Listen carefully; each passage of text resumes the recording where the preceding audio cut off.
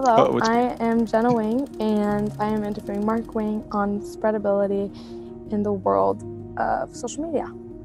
So spreadability is in media studies and marketing. Spreadability is the wide distribution and circulation of information on media platforms. So I have a question for you. With technology being at its strongest, do you think that the spreadability has affected the world today? I do. I think it has both positive and negative effects. Any specific?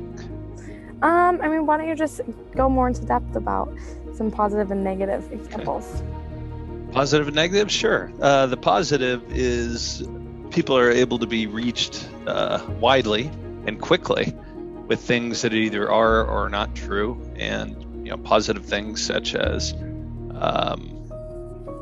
beneficial things such as charities, as events that are positive for people, family being able to reach out to each other and see each other across the globe, as well as businesses being able to be a little more global just by simply going through the internet, either through email,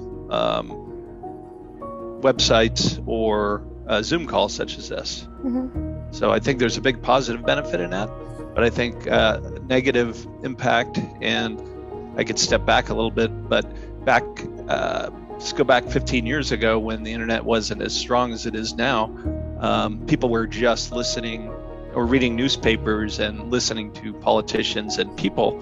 And those would be done sporadically, weekly, maybe daily. And today, information moves so fast that things that we didn't really need to spend so much time looking at or understanding are being looked at every few seconds, which is a big change in how things have been done.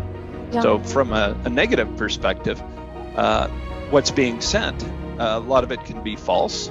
A lot of it can be arranged so that it supports either a different party or a business the way they want it done, without a real ability to understand where that information came from.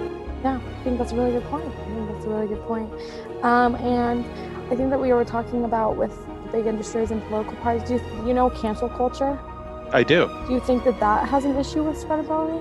I think it does, because there might be 5% of the population that has a negative view of our country or of certain people, or has an agenda to make change, Mm-hmm. and they utilize the internet as well as social platforms specifically to send that misinformation and spread it, and spread things such as getting together or protests very quickly before police or other people can react.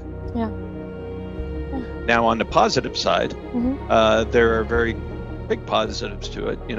I knew a young woman who did a big presentation and film on monkeys in Costa Rica, as well as other things that would be benefit to show people in the world the negative things that are going on and how we can contribute to make those things better.